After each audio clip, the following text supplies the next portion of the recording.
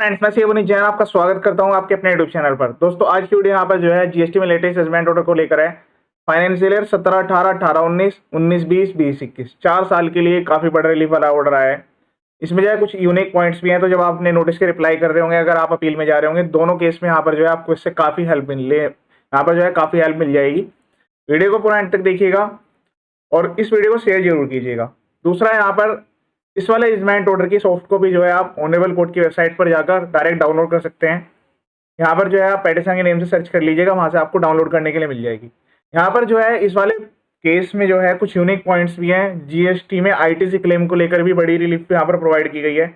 दूसरी चीज, नोटिस की सर्विंग, कि आपको जो नोटिस भेजे जा रहे हैं उस केस में भी यहाँ पर काफी बड़ी रिलीफ मिली है। जो डिमांड ऑर्डर्स थे उनको यहाँ पर सेट असाइड किया गया है और एसएससी की जेन्युइन हार्डशिप को समझते हुए रिलीफ दी है। यहाँ पर जो फैक्ट्स इन्वॉल्व है, काफी सारे एसएससी ऐसे होंगे जहां पर उनके सिमिलर फैक्ट्स मिल जाएंगी, तो वो एसएससी जब भी अपने रिप्लाई फाइल कर रहे हो या अपील में जा रहे हो तो उनको ये चीज वहां पर कोट करनी है।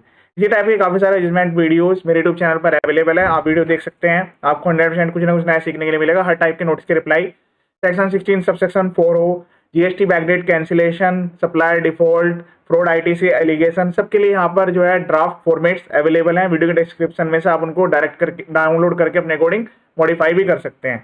चैनल को जो पर्पज है फुल एजुकेशनल है, इसलिए यहाँ पर जो भी वीडियो अपलोडेड है इनकम टैक्स जीएसटी आप देखेंगे तो आपको कुछ ना कुछ नया सीखने के लिए जरूर मिलेगा। आइए इस वाले जजमेंट ऑर्डर में एक बार देख लेते हैं।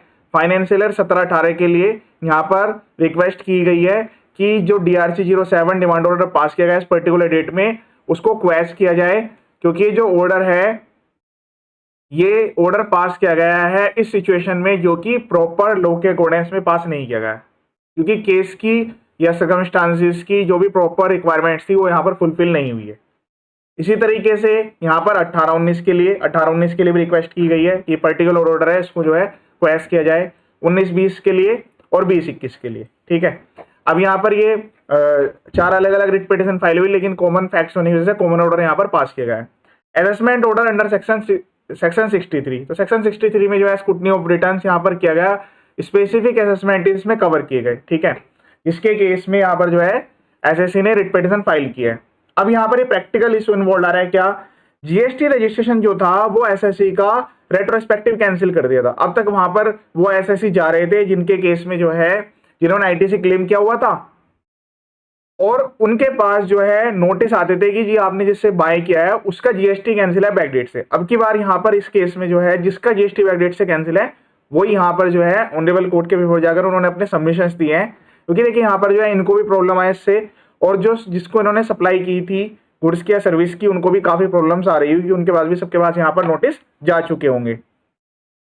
कैंसिलेशन का ग्राउंड था वो ये था कि इन्होंने जो अपनी रिटर्न को फाइल नहीं किया 6 मंथ तक, लेकिन अगर 6 मंथ तक कोई रिटर्न फाइल नहीं करता तो उसका डेट जो है वो उसी डेट से कैंसिल होना चाहिए जहां से जो है उन्होंने रिटर्न फाइल ना की हो, या अगर फर्दर डेट से भी कैंसिल किया जा सकता है, लेकिन बैक डेट से कैंसिलेशन का जो है उसमें कोई मीनिंग नहीं होता है।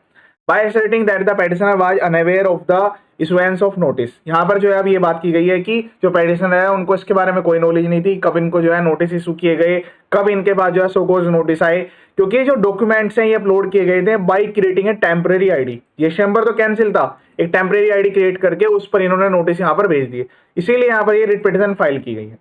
By referring to the section 63 of the applicable GST enactments and rule 100 of the TNGST rules, Learn Counsel for the petitioner contends that issuance of SOGOS notice in form GST SMT 14 is mandatory if proceedings are initiated under section 63. She contends that the uploading of such notice on temporary ID does not constitute service of notice as per section 169 of applicable GST enactment। तो section 169 में जो है prescribe modes दिए गए हैं जहां पर उसके अकॉर्डिंग जो है यहाँ पर सर्विसिंग होगी नोटिस की। She further submits that the petitioner remedied 10% of disputed tax demand in respect of each assessment period and endeavored to file statutory appeals। वो कह रही है कि यहाँ पर जो है वो 10% भी जमा कर सकते हैं और उसकी रिगार्डिंग वो जो है अपील भी फाइल करना चाहते हैं।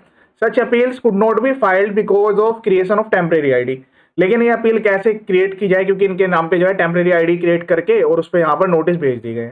If these circumstances learned counsel submits that the petitioner has been left without remedy, तो इसका मतलब है कि यहाँ पर जो है इनके पास कोई रेमेडी अवेलेबल नहीं रही है। On instruction learned counsel submits that the petitioner agree to 10% of disputed tax demand if in respect of such assessment period, और वो जो है 10% जमा करने के लिए भी रेडी है। अब जो डिपार्टमेंट की तरफ से लर्न काउंसिल है उन्होंने नोटिस एक्सेप्ट किया। उन्होंने यहाँ पर कहा कि जो पेटिशनर के जो ईमेल आईडी मोबाइल नंबर है, ठीक है, जो कि उन्होंने ओरिजिनल रजिस्ट्रेशन नंबर के टाइम पर दिए गए थे, वो यहाँ पर यूज किए गए हैं और उसी पर जो है यहाँ पर टेम्परेरी आईडी क्रिएट की गई है और उसी पर कम्युनिकेट भी किया गया है। Consequently he points out that the relevant password was communicated to above mention email ID and to the mobile number. उन्होंने कहा कि जब इनकी टेम्परेरी आईडी क्रिएट की गई नोटिस भेजने के लिए, डिमांड ऑर्डर भेजने के लिए, तो इनको जो है कम्युनिकेट कर दिया गया था email ID mobile number. Hence he contends that the petitioner has access to the temporary ID. उन्होंने कहा कि टेम्परेरी आईडी के थ्रू वो लॉगिन करके चेक कर सकते थे। On examining the orders impunged herein, it is evident that the tax liability was computed on batch judgment assessment by drawing on the particular availables in the auto populated GSTR 2A। तो यहाँ पर जो है batch judgement assessment कर दिया गया, section 62 को भी यूज किया गया, जो भी ऑटो पॉपुलेटेड GSTR 2A आ रहा है उसके हिसाब से यहाँ पर कैलकुलेट करके लायबिलिटी निकाल दी गई। By using the total purchase value on the basis as the taxable value was arrived at and freight and miscellaneous charges and gross profit was added thereon. अपनी तरफ से इन्होंने जो है परचेज पे ये सब चीजें ऐड की, उसके बाद लायबिलिटी क्रिएट करके इनको डिमांड निकाल दी। This exercise was carried out without hearing in persons and considering the petitioner objection. Petitioner की कंटेंशंस भी यहाँ पर नहीं ली गई, ना उनसे कोई डॉक्यूमेंट्स ना सबमिशंस, कुछ भी यहाँ पर चीजें जो है कंफर्म नहीं की गई, डायरेक्ट उनको जो है ये डिमांड ऑर्डर्स पास कर दी गई। In these facts and circumstances it is just and necessary that petitioner be provided an opportunity to contest the proposal of merits। इनको जो है एक अपॉर्चुनिटी मिलनी चाहिए। हाँ, ये पेटिशनर के पास कंडीशन लगा देनी चाहिए 10% वो डिस्प्यूटेड टैक्स डिमांड जो है वो जमा करेंगे ओल्ड रजिस्ट्रेशन नंबर पे। It is open to the petitioner to apply for refund of the same. जो इन्होंने जमा किया हुआ है उसके लिए यहाँ पर जो है ये रिफंड ले सकते हैं। If such application is made the same should be consider and dispose of with in 30 days. 30 days का यहाँ पर दिया गया है टाइम लिमिट कि आप इसको जो है इनके एप्लीकेशन के बाद उसको डिस्पोज ऑफ करेंगे। In order to secure the revenue interest in the meantime as agreed to by the petitioner shall remit 10% of disputed tax demand in each assessment year. उसके बाद जो है यहाँ पर ये हर असेसमेंट ईयर के लिए 10% जो जमा करेंगे। Such remittance shall be made within 2 weeks from the date of receipt of this order. जिस दिन ये असेसमेंट ऑर्डर पास हुआ है वहां से लेकर जो है इनको ये काउंट किया जाएगा without awaiting the outcome of the remand application. Remand application को आप साइड में रख दीजिए, उसको बाद में जब वो डिसाइड होगी उससे पहले 10% इनको जमा करना होगा। Subject to the compliance with the aforesaid conditions the order impugned are set aside. ये जो इंपंज ऑर्डर थे उनको सेट असाइड किया गया and these matter remand back for consideration. और जो मैटर्स थे इनको डायरेक्टली रिमांड बैक कर दिया गया कंसिडरेशन के लिए। अभी इनको जो है अपील में जाने की रिक्वायरमेंट नहीं रहेगी।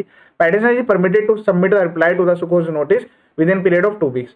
2 वीक्स के अंदर जो है ये अपने रिप्लाई को सबमिट कर सकते हैं। Upon receipt of petitioner reply and being satisfied 10% of disputed demand for each assessment year was received the first respondent. उसके बाद यहाँ पर डिपार्टमेंट को डायरेक्शन दी गई है रीजनेबल अपॉर्चुनिटी को प्रोवाइड की जाए including personal hearing thereafter fresh order issue किए जाए। 3 मंथ्स का यहाँ पर टाइम दिया गया है from the date of receipt of petition reply, जिस दिन यहाँ पर पेटिशन का जो रिप्लाई है वो रिसीव हुआ है।